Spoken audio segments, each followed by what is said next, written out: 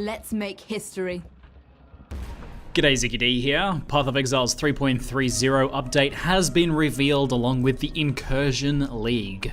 Time travel, customized loot, temple raiding, and the return of the Vaal. In this video I'm going to share an early look at the in-development incursions and the Temple of Atzoatl.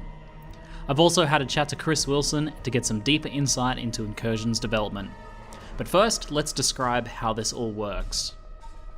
In the Incursion League, we will meet Alva Valai, who will send us back in time so we can help her locate the lost Temple of Atzoatl. These trips back in time are the Incursions. While we're invading the temple in the past, we can influence events there to affect how it is constructed in the future.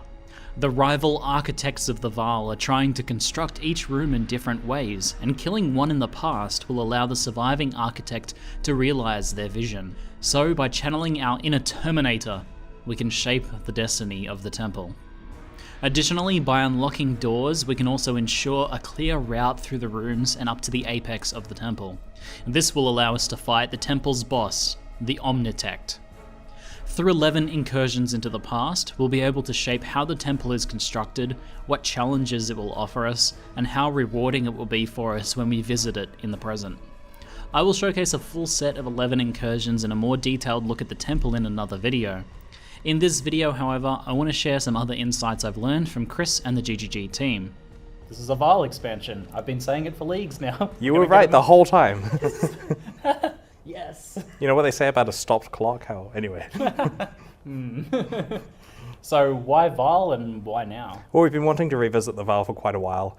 We've had various ideas, and when you say this is a Vaal expansion, it is a Vaal expansion, but it's not the Vaal expansion. I'm sure in the future we'll do plenty larger things with Vaal, but this is certainly a great theme to choose for the Incursion Temple.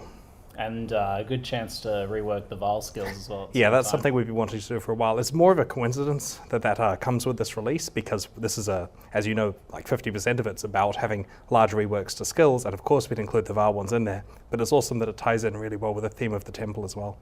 So why is this like just a Vaal expansion, and this is something you want to return to then? Well, this covers the Temple of Atzoatl and all the things that happened regarding that temple and who's in it and what possible futures it has, but it doesn't cover anything else about the Vaal Empire really, so there's so much unexplored stuff there that we can return to in the future.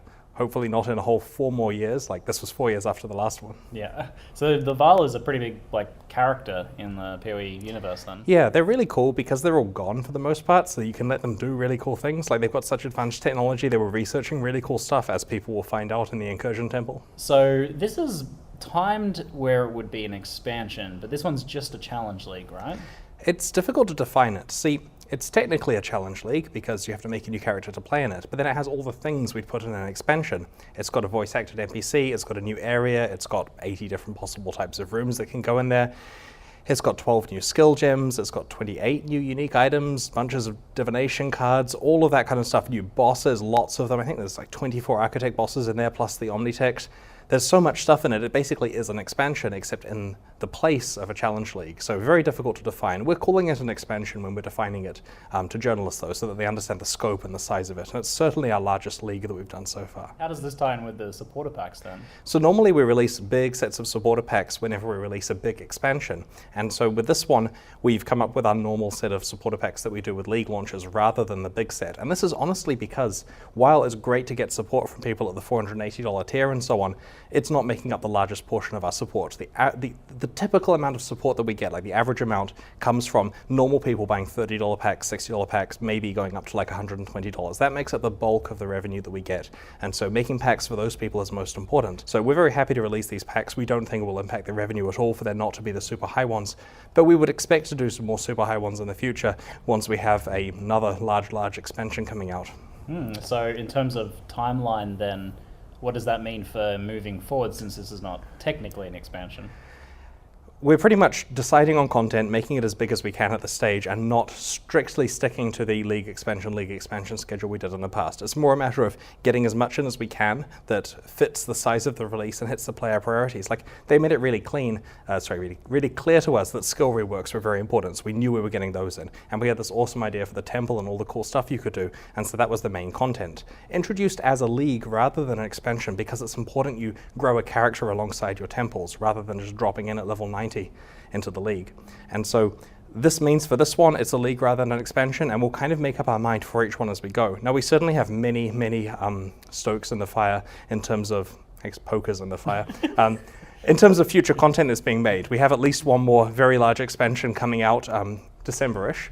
And we also have a much longer term set of work going on 4.0, which is still years away. So the other day we were talking a bit about this, and you mentioned this to me, this idea of concept of generations of expansions or different tiers of expansions, which is a very Path of Exile way to put things. Right, so this is about leagues in particular rather than expansions. When we were starting out, the leagues were really simple. Like Onslaught literally said the monsters are faster, and Anarchy was like, there are rogue exiles, and Dominations, there are shrines. You know, it was pretty simple, even up to something like warbands. There are warbands was quite straightforward. With the release of Talisman, which is when we dropped the idea of doing 2 simultaneously and we dropped down to 1, we insisted on having endgame content available. So that's where we said, you've got your stuff you find in the areas, but it leads to some greater goal with more rewards, the Rigward encounter. And so all of the ones since then have been 2nd generation leagues, and they have a lot more work put in. We certainly doubled the amount of work because we weren't making 2 simultaneously. So when we started hitting the point where we had to choose between doing big labeled expansions versus leagues, we kind of switched over to Generation 3 leagues. So that's Bestiary, for example. There's so much content in there compared to a normal league. And Incursion, similar size or larger. And the next one, yet again, incredibly large. So these are expansion-sized leagues, basically, and that's the 3rd generation. It's where they not only have all this endgame content, but just so much other stuff that you can do in them. So Incursion's a tier 3 challenge league. Exactly. And I'm ruining the day when we're going to have tier 4 and 5 challenge leagues that take 400 person teams 2 years to make because the expectations of the players are so high.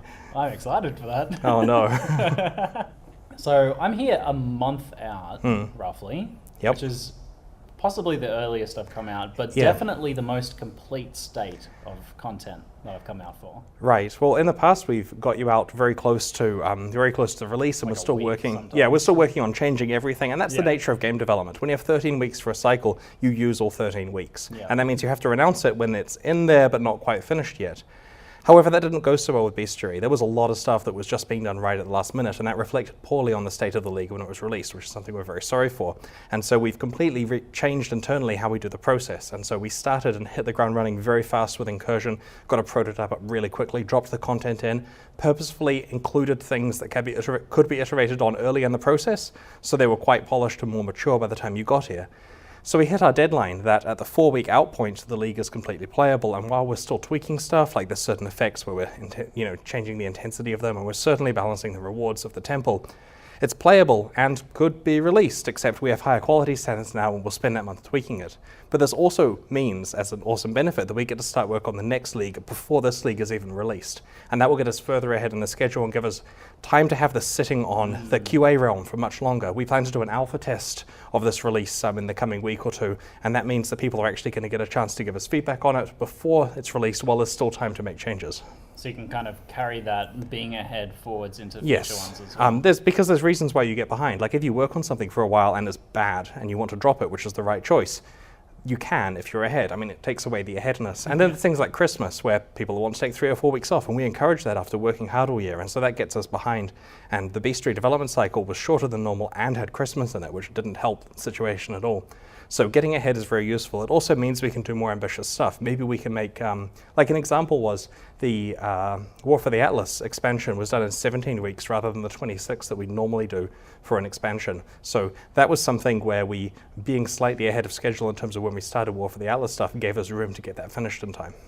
Yeah, so normally kind of what happens is the first month or so you end up adding a bit of content that kind of wasn't ready in time or polishing some things up. How do you expect that's going to play out with Incursion? Well, we never know what the feedback's going to be like. So far, we've got a month to do that before the release this time, which will be really good. But realistically, we can add to Incursion very easily. As you know, it's based around rooms. We can slip in a couple of fishing rooms a few weeks after release to spice it up, and that's the kind of thing that we'd love to do. That's not fixing it, it's just augmenting it. So it's a very modular-based league. We can slot things in whenever we want to.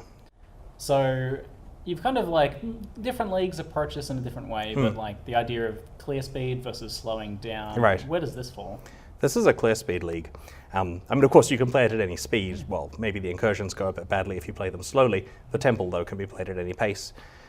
We experimented with Bestiary to have the idea of people capturing monsters. I mean, in various forms internally, it was a lot slower than how we released it. And we like to present various powerful rewards for forcing people to do things that they may be a little uncomfortable with, and as seen with the divisiveness of the Labyrinth and the divisiveness of Bestiary, our players have communicated that if a league requires them to slow down, they're going to get pitchforks out.